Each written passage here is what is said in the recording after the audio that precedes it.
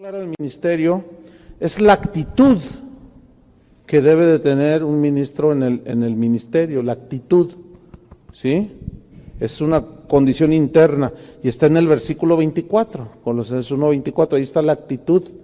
Dice, ahora me gozo en lo que padezco por vosotros. ¿Cómo? Se goza en lo que padece por vosotros, ¿sí? La actitud con la que servimos a Dios, hermanos, es muy importante, ¿sí? En 2 de Corintios 4, 7 al 9, la actitud con la que servimos a Dios es muy importante. Y Pablo habla de ello en otra carta, en 2 de Corintios 4, 7 al 9, dice, pero tenemos este tesoro en vasos de barro. ¿Cuál es el tesoro? El Evangelio. ¿Quién es el vaso de barro? Nosotros, dice, para que la excelencia del poder sea de Dios y no de nosotros, que estamos atribulados en todo, mas no angustiados, en apuros, mas no desesperados. ¿Has oído a algunos que dicen, estoy desesperado? Tú nada más estás viendo ahí, ¿estás cómo? Desesperado. Y ves aquí la escritura, ¿no? Pues algo anda allí. ¿Qué actitud? ¿Sí? Y luego dice, perseguidos, mas no desamparados, derribados, pero no destruidos. Fíjate el lenguaje que usaba. El otro día saludé a alguien, andaba yo allá en los Estados Unidos, y saludé a alguien que conozco de años. ¿Cómo estás, hermana? Era una hermana. ¿Cómo estás, hermana? Y luego me dijo una frase que usa un apostolín que anda por allí, que dice, ¿cómo me contestó? Dice, victorioso, poderoso y... ¿cómo era? Eran tres cosas, en victoria, en poder, o sea, así como así ando, ¿verdad? Entonces yo le dije, no, pues qué bueno, pero luego así como que, dice, bueno, corrijo poquito, pues sí tengo pruebas, y luego su hija estaba ahí y la miraba así, ¿no? Porque nada más por la confesión creen que ya son poderosos y victoriosos. ¿Qué dice Pablo ahí? Fíjate lo que dice, derribados, pero no destruidos. Alguien tiene que estar equivocado. Versículo 10, como entristecidos, mas siempre ¿qué? Gozosos. Como pobres, mas enriqueciendo a muchos. Como no teniendo nada, así vivía, mas poseyéndolo todo. Nada que ver, ¿no? Entonces Pablo jamás perdió el gozo, aún estando en la cárcel. Y esa actitud es muy importante, hermanos. Él estaba en la cárcel cuando escribió la mayoría de las cartas del Nuevo Testamento. Estaba en la cárcel. ¿Qué harías tú si estuvieras por Cristo en la cárcel? Llorando, me dijo un hermano, yo me la pasaría llorando. Es injusto, ¿por qué me tienen en el bote? Es injusto, Señor, hay justicia. Y luego mandando correos, ¿verdad? Emails y por Facebook y todo. ¿Conocen algún buen abogado que me saque? Dios lo use para que me saque de aquí. Porque es injusto lo que hicieron. Y quejes y chille. Y dile a los hermanos que vengan a visitarme. Y ahí van los hermanos. Oye, hermano, pues sí es injusto que estés aquí, pero ¿qué haces aquí? O me refiero, ¿cómo estás aquí? No, pues todo deprimido, mal, porque es una injusticia. Pablo estaba injustamente en la cárcel, pero su actitud era bien diferente. Fíjate lo que escribió, lo que dijo en Hechos 16:25, cuando estaba en la cárcel, cómo reaccionó. Pero a medianoche, orando Pablo y Silas, estaban en el calabozo de más adentro, estaban con grillos en las manos, en los pies, estaban ahí. Y dice, pero a medianoche, orando Pablo y Silas, ¿qué hacían? Cantaban himnos a Dios y los presos los oían. Qué tremendo ese apóstol, ¿no? Por eso él hablaba del poder que actúa en nosotros y en mí, dice, bien tremendo. Pero ¿en base a qué? A que su llamamiento era de Dios. Sabía que él tenía que tener una buena actitud. Jamás perdió la certeza de que Dios tenía su vida bajo control. ¿Por qué? Porque conocía las verdades de Dios. ¿Sí? Y pasara lo que pasara, él estaba ahí. ¿Se acuerdan que leíamos que Pablo, hubo un momento en que se quedó solo? Dice, en mi defensa todos me abandonaron, me quedé yo solo. Dice, pero Dios estaba conmigo. Ahí está. Y muchos cuando están en una tribulación, dicen, ¿a dónde estás, Señor? No te veo. Ahí está. Pero como necesitas la fe en operación. Entonces Pablo nunca perdió la certeza de que Dios tenía su vida bajo control. Romanos 8:28. Por eso él fue el que escribió, sabemos que los que aman a Dios, ¿qué? Todas las cosas les ayudan a bien. Esto es, a los que conforme a su propósito son llamados. Ahora, tú dices, no, pues qué tremenda escritura, pero vamos a leer Filipenses 1:12 para que vean que él sí creía lo que decía.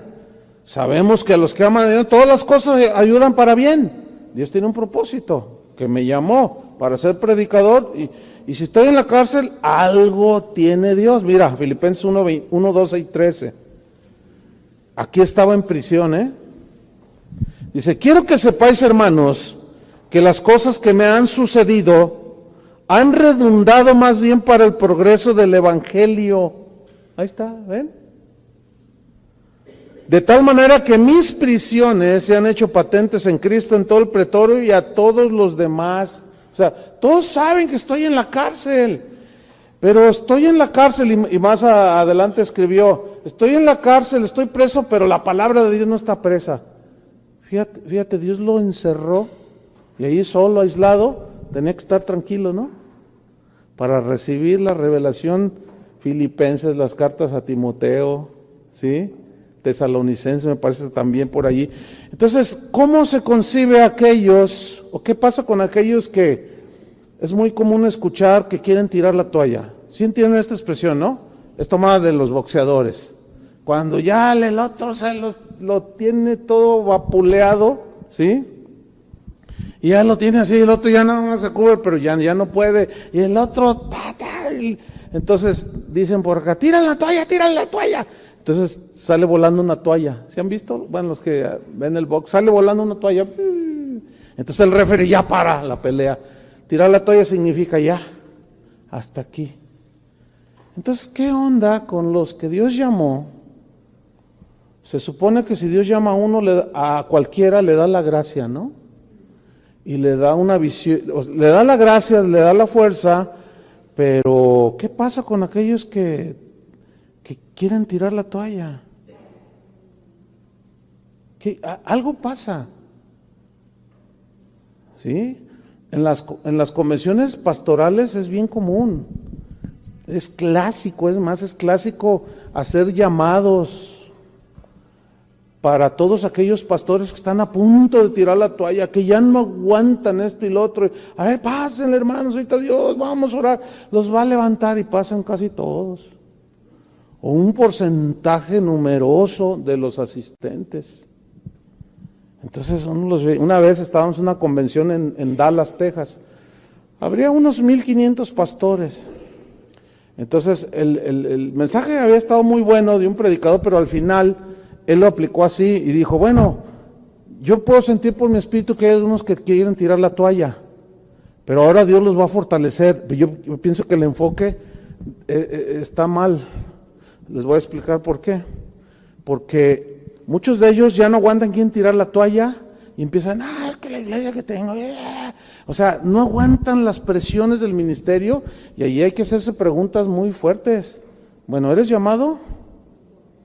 ¿Sí? Porque si eres llamado tienes que aguantar allí, y no en tus fuerzas, sino en la fuerza de Dios. Entonces les hicieron el llamado, porque ahorita Dios los va a alentar, sí, para que el año siguiente otra vez hagan el llamado y otra vez pasen y ahí queriendo tirar la toalla. ¿Qué es eso? No, eso no se ve en la vida de Pablo, eso no se ve en la vida de los apóstoles. No. Entonces, bueno, de esos 1,500, fácilmente como 800 pasaron. Entonces yo estaba como en la tercera fila, yo era uno de los oradores, pero estaba sentado con un amigo mío, como en la tercera, cuarta fila. Pero a mi derecha estaba otro pastor, Entonces me dice, ¿no vas a pasar tú? Yo le dije, no. Ay, sí, te crees muy... Pero me empezó así tú te crees mucho. Le digo, ¿por qué dices eso? Ay, sí, ¿a poco tú nunca has sentido que... Sí, pues pásale, ¿no? ¿Por qué? O sea, sí he sentido la lucha así bien fuerte, pero tirar la toalla, ¿a poco no me digas que nunca has querido tirar la toalla? Y yo le dije la verdad, le dije, no, yo no. Ah, no, mentiroso, me dice. Le dije, bueno, o sea, que a fuerzas. A fuerzas, le digo, no. Ay, sí, pero ¿qué te crees súper? No sé. Yo no me creo nada, hombre, ¿entiende? Pero algo sucede. ¿En quién confías para hacer la obra? ¿Con qué fuerza la haces? ¿Con sabiduría de quién? ¿En las fuerzas de quién? ¿Luchas? Yo le dije, mira, tengo 500% más que tú, te lo aseguro. Porque dicen, no, pues yo sí voy a pasar porque yo ya no doy una. Bueno, ¿y por qué me quieres arrastrar a mí? O sea, si hubieran llamado, hacer un llamado a los que están en tribulación, están teniendo una lucha fuerte, pero no los que quieren tirar la toalla, ahí es distinto. Yo me paro, porque todos tenemos luchas, ¿no? Y ataques y todo, pero a los que querían dejar el ministerio, no lo dejen, dice el Señor, como el Señor rogándonos, ahí te necesito. No, nada que ver, hermanos. Eso no se ve en la Biblia, ¿no? Y Pablo miraba en prisión, decía, miren, estoy en la cárcel, pero esto redundó más bien para el progreso del Evangelio. Tenía una visión distinta, ¿sí? Número 3, principio número 3, el sufrimiento en el ministerio. Versículo 24. La segunda fue la actitud. Ahora me gozo, pero luego viene el sufrimiento en el ministerio. En lo que padezco por vosotros. O sea, él estaba bien consciente del sufrimiento del ministerio. Muchos ven el ministerio como algo así, ay, qué bonito, se la han de pasar orando los pastores. ¿Sí? Unos se la pasan en Acapulco, ¿verdad? Algunos. Pero no es así, hermanos. Hay de todo tipo. Pablo hablaba temores de fuera, temores de dentro, peligros de ladrones, peligros entre falsos hermanos, peligros de los judíos, peligros de los de mi nación, naufragio, o sea, de todo. Si yo les contara, pero aunque ya no sería el evangelio, sí, pero olvídense, ¿sí? Nada que ver, hay un padecer por causa de Cristo. A mí me han agredido físicamente por predicar el evangelio. ¿Sí? Entonces, fíjate lo que dice Pablo en 2 Corintios 11:23. 2 Corintios 11:23. Aquí lo dice, son ministros de Cristo, refiriéndose a falsos apóstoles que lo acusaban a Pablo. Dice, son ministros de Cristo, o sea, refiriéndose a esos falsos, como si estuviera loco hablo, Pues yo más, decía Pablo, en trabajos más abundante, en azotes sin número, en cárceles más, en peligros de muerte muchas veces. De los judíos 5 veces he recibido 40 azotes menos 1, porque la ley decía 39. 3 veces he sido azotado con varas, 1 vez apedreado. 3 veces he padecido naufragio, 1 noche y 1 día he estado como náufrago en alta mar.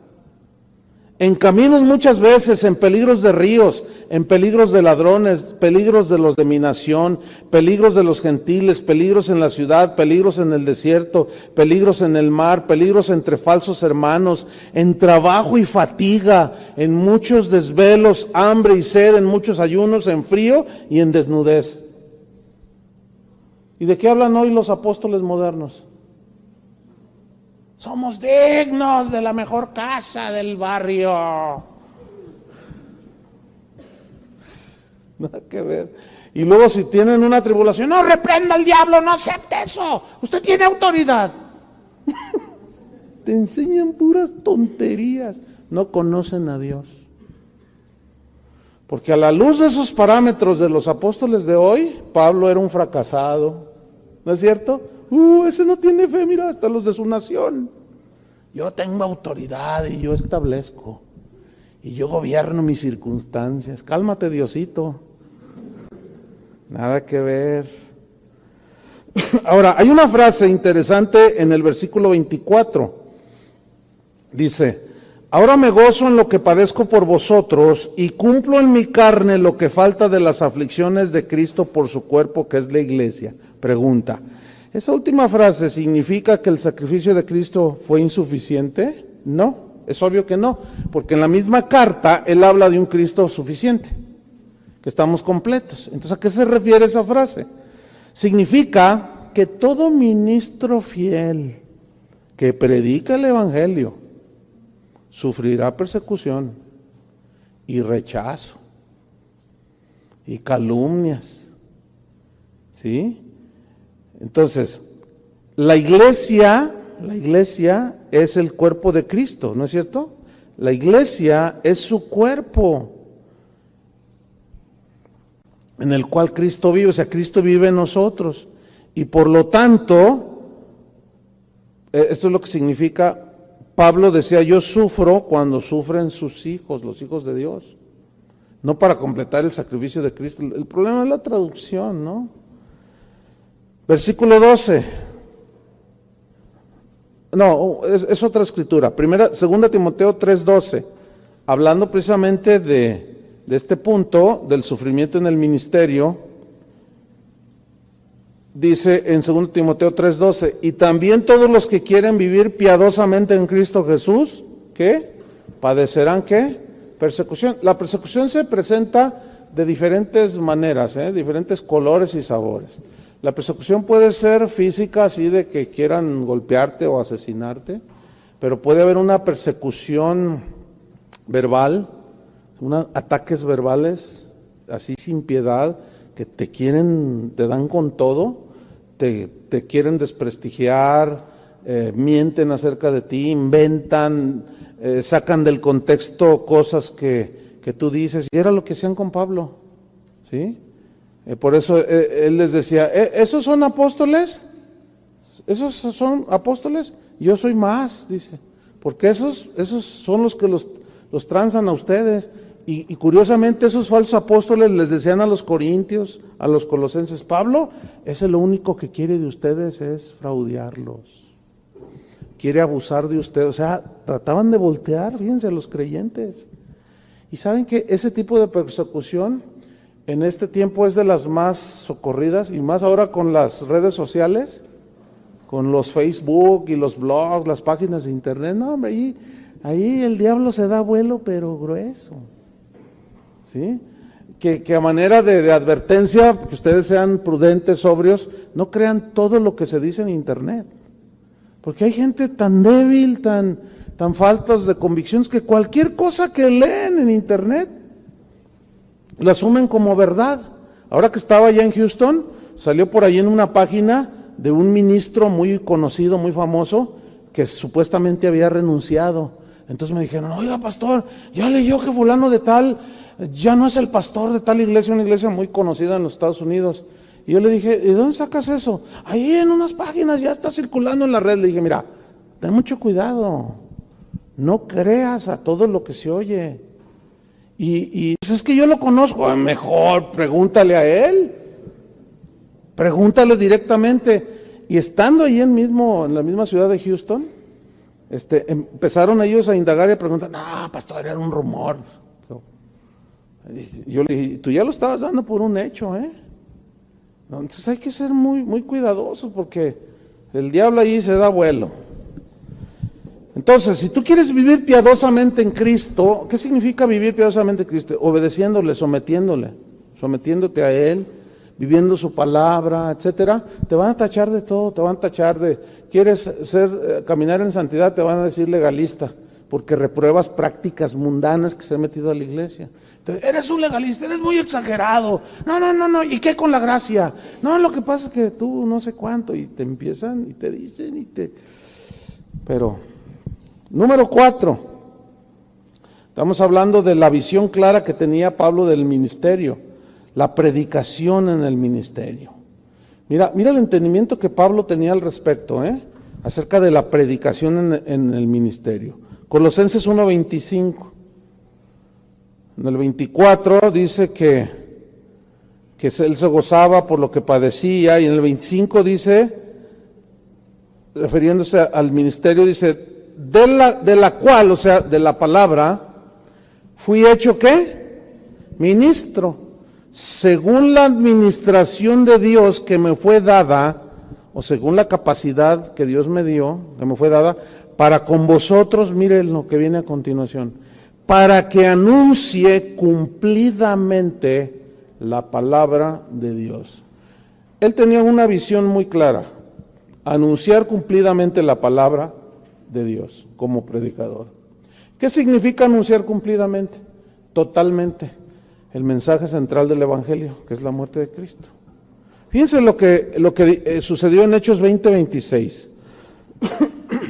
Él se está despidiendo en Éfeso de los pastores, se iba a ir ya, de ahí ya no los iba a ver. En Hechos 20:26 está dialogando con ellos y dice en el 20:26 y 27,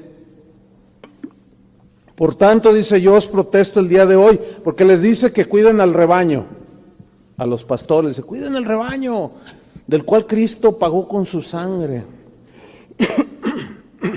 Dice, por tanto, yo os protesto el día de hoy, que estoy limpio de la sangre de todos. Esta es una expresión retórica, que significa, yo ya les enseñé lo que les tenía que enseñar. Nadie me puede reclamar de ustedes que yo no lo enseñé. No le enseñé la palabra de Dios, no le enseñé el Evangelio, o los engañé. Estoy limpio de la sangre de cualquiera de ustedes. Nadie me puede acusar. Yo cumplí mi ministerio en ese sentido. Y luego dice el 27, porque, aquí está la razón de por qué está limpio de la sangre de todos los pastores que lo estaban oyendo allí. Porque no he rehuido anunciaros todo el consejo de Dios. No he rehuido, rehuido es, no lo he evitado hablarles de todo el consejo, toda la verdad de Dios acerca de Cristo.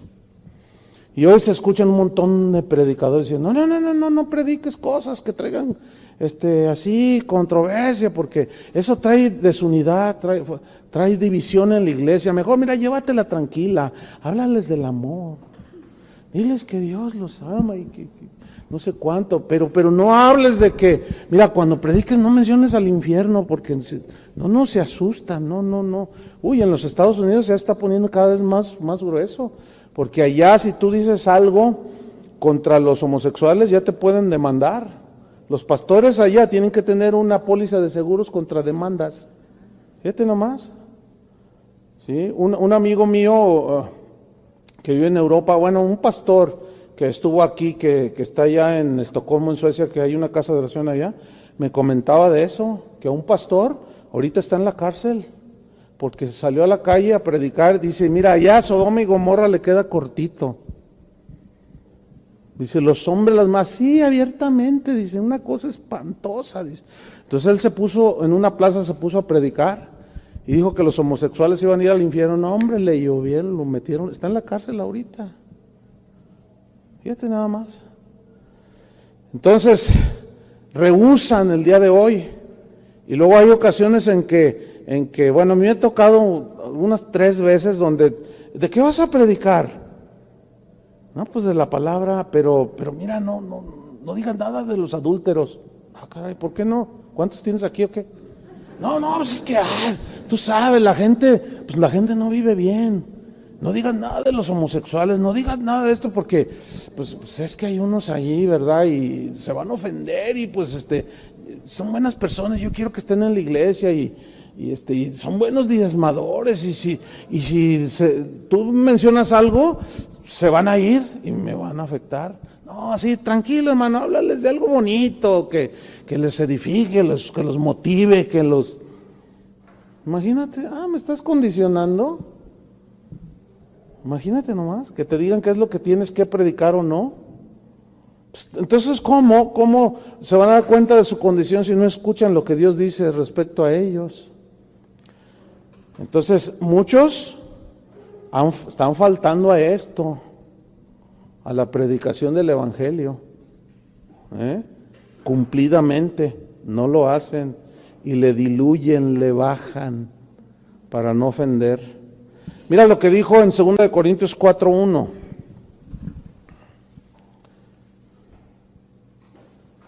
2 Corintios 4:1, hablando precisamente de la predicación, dice, por lo cual, teniendo nosotros este ministerio según la misericordia que hemos recibido, no desmayamos.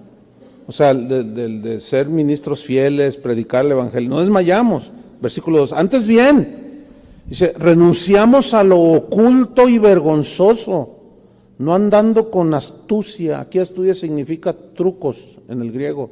No andando con trucos, dice, ni adulterando la palabra de Dios, sino por la manifestación de la verdad. ¿Ven? Y recomendamos.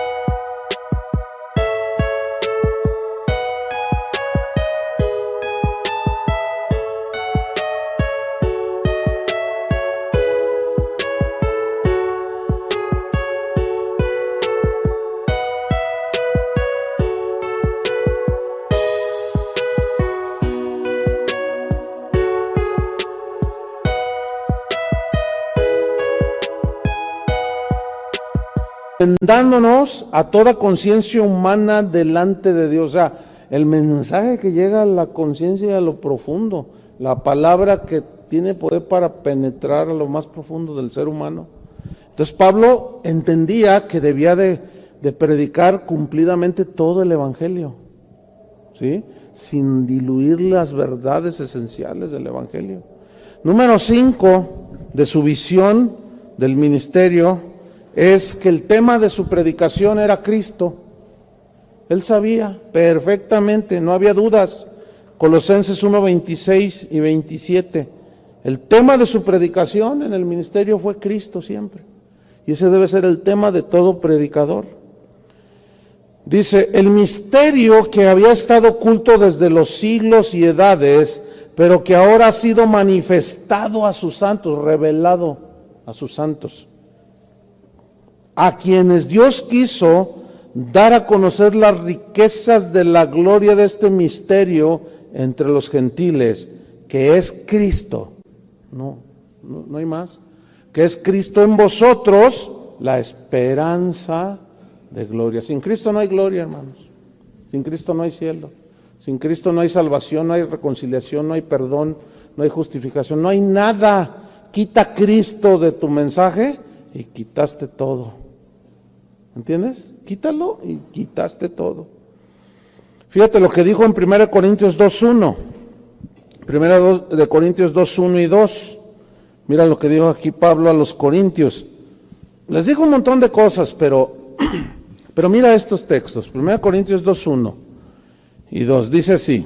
Así que, hermanos, cuando fui a vosotros para anunciaros el testimonio de Dios, el testimonio de Dios es la palabra, ¿no? Cuando fui para anunciarles el testimonio de Dios, no fui con excelencia de palabras o de sabiduría o con elocuencia humana o palabras sabias de hombres. No fui así. Pues me propuse, fíjate, aquí está, no saber entre vosotros cosa alguna, sino a Jesucristo y a este crucificado. Yo no quiero hablar de otra cosa, más que de las virtudes de Jesús. Entonces, si la visión clara del ministerio que debemos de tener todos los que sabemos, todos los que predicamos el evangelio, debe ser el tema central, Cristo. Cristo. ¿Lo alcanzan a ver? Jesús. Entonces, ¿dónde quedan? Escuchen bien. Esas reuniones donde traen a alguien para que dé su testimonio.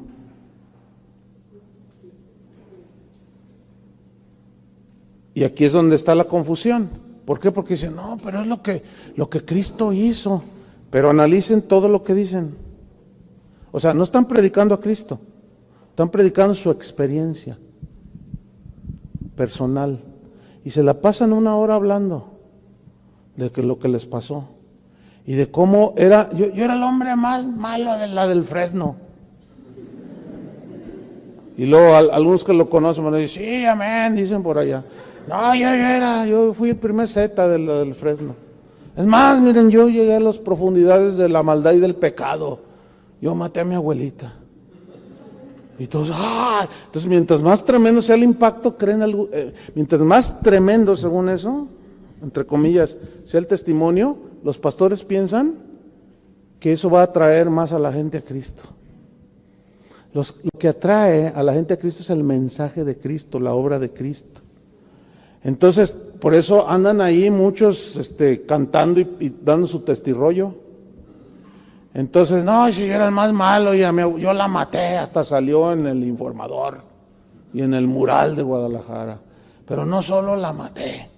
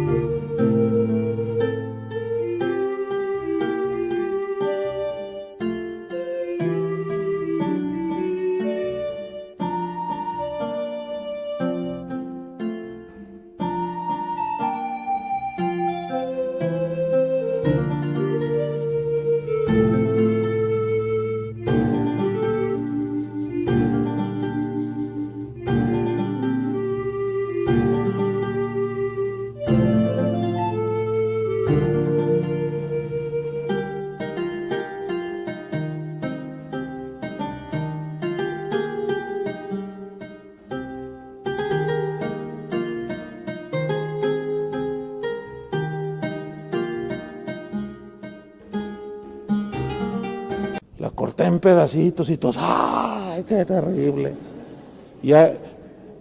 Y la guardé en bolsitas y la metí al congelador. Y no solo la corté en pedacitos a mi abuelita, y entonces se hace el bigote así, ¿no? Sino me la comí. Y todo, y así todo es el testimonio de que... Pero Dios tuvo misericordia de mí. Amén, gloria a Dios. ¿Quién quiere recibir a Cristo, hermanos? Dicen. A ver, ¿cómo les va a dar conciencia de pecado si lo único que hallaron, pues, lo único que escucharon fue un testimonio? ¿Saben que Pablo no ha andado contando su testimonio? Él se vio obligado a hablar de su experiencia cuando se fue al tercer cielo. Y ustedes me obligaron, porque los falsos apóstoles decían, no, ese Pablo no tiene experiencias espirituales, ese Pablo no, ese nada más anda allí, que bla, bla, bla, bla, que no sé qué. Y dice, no, ustedes me están forzando, ¿sí? En cuanto a visiones y revelaciones, ok, ustedes me están forzando, parezco loco, pero ahí les va. Yo conozco un hombre, pero él se vio forzado. Él no andaba por todos lados predicando o hablando de su testimonio. Y vieran que casi diario me llegan, hoy me llegaba un par, hermano, mire, yo tengo un testimonio bien poderoso. Es que fui sicario de no sé qué. Déjeme dar mi testimonio allí. No. ¿Cómo? ¿Para qué? Mejor predícales de Cristo. Por eso Pablo decía eso, él tenía una visión muy clara. Sí, dice, yo no quiero saber otra cosa, yo no quiero andar hablando palabras de hombres, cosas de... No, yo me propuse no saber otra cosa más que a Jesucristo. ¿Y a cómo? Crucificado. En la predicación del Evangelio puedes ilustrar, que es diferente. ¿Sí? Puedes ilustrar con ilustraciones personales. Cuando tú estás predicando, estás hablando de la gracia de Dios, como decía Pablo, la gracia de Dios actúa en mí poderosamente. Tú puedes estar hablando de Jesús e ilustrar con alguna experiencia tuya, pero eso es distinto. ¿Por qué? Porque está la palabra encima, ¿sí? de una experiencia personal, que las experiencias personales son subjetivas. La verdad de Dios es objetiva. Eso es lo que la gente necesita oír, el Evangelio, no tu experiencia. Si tú te fijas, Los seres humanos, nosotros, los creyentes, somos muy dados a tratar como de repetir las experiencias personales. Pero si tú observas bien el Evangelio, la palabra de Dios, te darás cuenta que Dios nunca repitió ni una sanidad, ni una liberación, ni una conquista de la misma manera. No hay dos casos iguales. ¿Cuántas veces se pasó el Mar Rojo? Una. ¿Cuántas veces se dieron 7 vueltas alrededor de una ciudad y cayeron al grito? ¿Cuántas? Una. No hay una sola cosa repetida.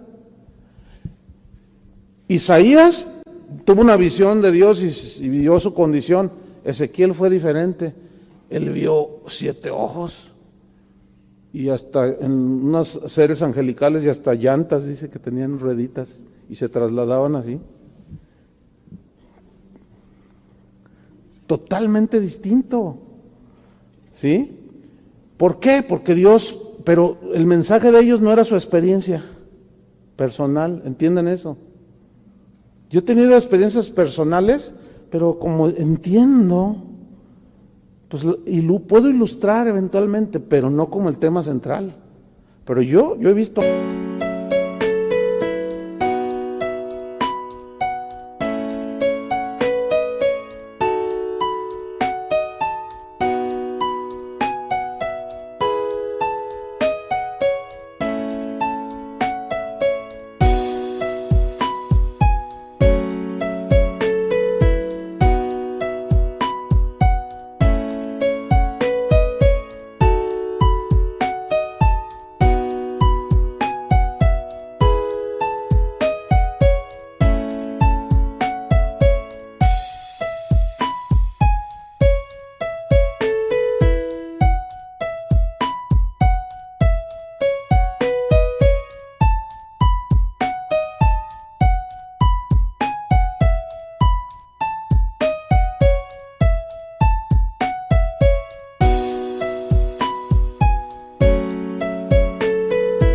ángeles, no una vez, fácil 4 o 5 veces. Y yo les puedo contar un montón de cosas, pero eso no es el Evangelio. ¿Entienden? Los principios de la palabra de Dios son los que deben de regir. Entonces, número, ¿qué? ¿Estamos? 6 de su visión clara del ministerio, está en el número, en el versículo 28, es el propósito de la predicación. O sea, el mensaje central, ¿cuál es? El 5, su predicación, el tema de su predicación es Cristo, ¿cierto? Ahora, ¿cuál es él sabía el propósito de la predicación, que es el número 6, versículo 28. Aquí él habla de los propósitos de la predicación en el ministerio.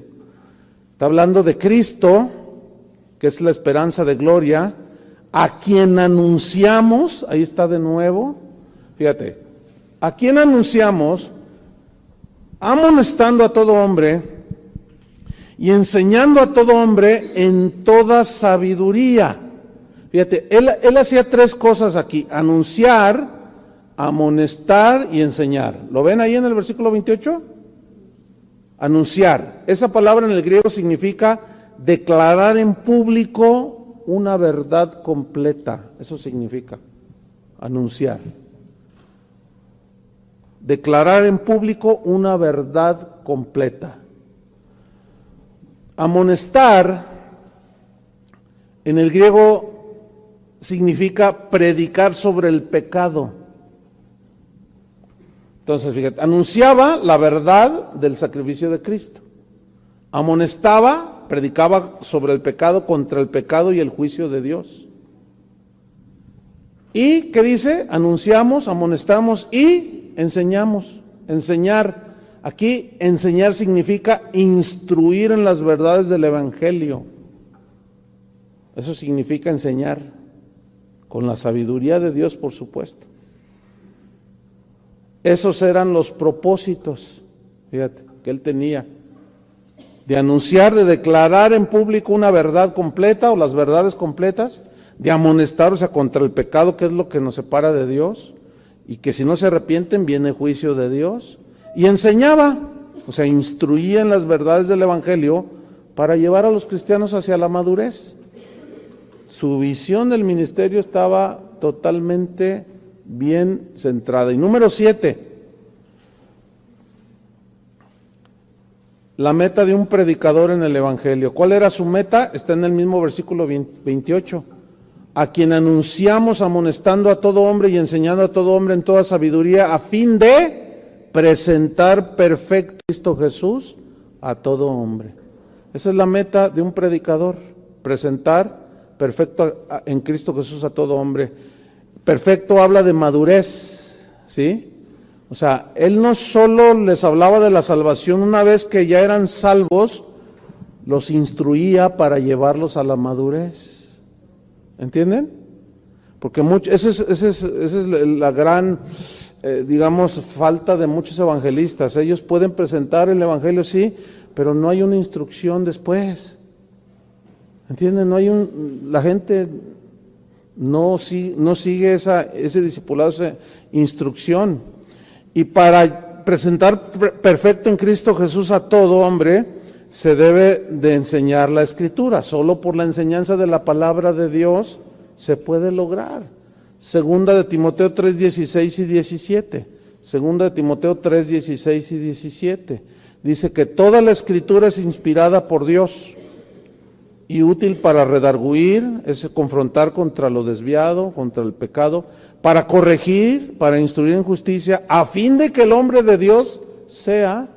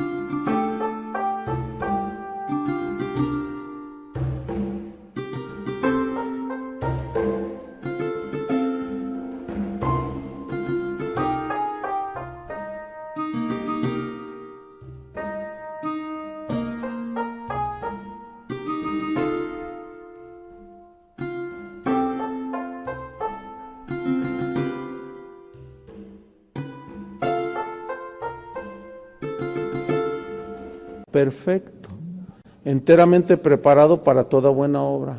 Eso ya tiene que ver con el discipulado. Y finalmente, habló en su visión del ministerio, que era muy clara, habló de la fortaleza en el ministerio. Está en el versículo 29. Dice, para lo cual también, ¿qué dijo? Trabajo, ¿qué dijo? Luchando según la potencia de Él, la cual actúa poderosamente en mí. Aquí hay dos palabras rápidamente. Una es trabajo.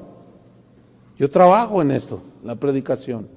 Y aquí trabajo viene del griego copiao, de donde se deriva copiosamente. Está sudando copiosamente, dice, ¿no? Trabajo aquí es copiao, que significa trabajo agotador, fatigoso. O sea, Pablo sabía que el ministerio es agotador, ¿sí? Es fatigoso, porque no solo llevas tus cargas, sino también las de otros, y es un trabajo muy agotador. Por eso mi rechazo hacia el G12. El G12 solamente es una fábrica de cristianos de plástico, así, o sea, nada que ver. Y luego la segunda palabra, la primera fue trabajo, y la segunda es luchando. Luchando viene de un término griego, agonizomai, de donde se deriva agonizar, significa agonizar ahí, o sea, luchando hasta la agonía. O sea, hasta que ya siento que no tengo nada de fuerzas, ¿sí? Para lograr algo. Pero, fíjense, el verdadero éxito en el ministerio viene trabajando fatigosamente, con esfuerzo máximo, pero no en nuestras fuerzas. O sea, se cansa uno porque somos humanos, pero como la carga es más espiritual que física, La lucha en realidad es de fortaleza y de fuerza espiritual. Pero esa fuerza no es en las fuerzas nuestras, sino en las de Dios. En la de Dios. Porque Él lo dice al final del versículo. Según la potencia de Él. O sea, yo trabajo, lucho, según la potencia de Él. Y luego mira lo que dice. La cual actúa poderosamente en mí. Oye, ¿de dónde sacaba tanta fuerza? A veces me preguntan, ¿y cómo le haces? Hay pastores que me preguntan, ¿y cómo le haces para pastorear y la gente, tanta gente? Le digo, la gracia de Dios, o sea, es la fuerza de Dios. No, pero ¿cómo le haces? Pues con la fuerza de Dios. ¿Pero cómo? Con la fuerza de Dios. ¿Pero cómo? Pues eso es algo que tú tienes que aprender. Con la gracia de Dios, con la visión de Dios, con la confianza en Dios. A eso se refería Pablo cuando le dijo a Timoteo, esfuérzate en la gracia. Esfuérzate en la gracia que es en Cristo Jesús. Fíjate, esfuérzate, es un esfuerzo. En la gracia, significa en la capacidad que Dios tiene. ¿Sí? En la capacidad que Dios te da para hacer el ministerio, no en tus fuerzas, no la vas a hacer. Te vas a morir, Timoteo, antes de tiempo. Es en la fuerza de Dios. Por eso Pablo decía, yo sembré, Apolo regó, pero el crecimiento lo da el Señor. Él lo sabía perfectamente. Y escriban, para terminar, 1 Corintios 15:10. 1 Corintios 15:10 dijo, pero por la gracia de Dios soy lo que soy, y su gracia no ha sido en vano para conmigo. Antes he trabajado más que todos ellos, pero no yo, sino la gracia de Dios conmigo. Así es que toda la fuerza Él puede estar a nuestro favor. Amén. Visión clara del ministerio. Ahí tienen un rato para que se entretengan.